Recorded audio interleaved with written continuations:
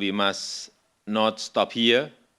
Root of the conflict must be resolved, namely Israel illegal occupation of our Palestinian land. For that, the process at the UN General Assembly must reflect efforts to achieve a two-state solution, and coordination by UN agencies to help the people of Palestine must be strengthened.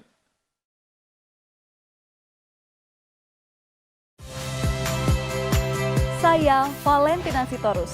Saksikan program-program Kompas TV melalui siaran digital, pay TV, dan media streaming lainnya. Kompas TV, independen, terpercaya.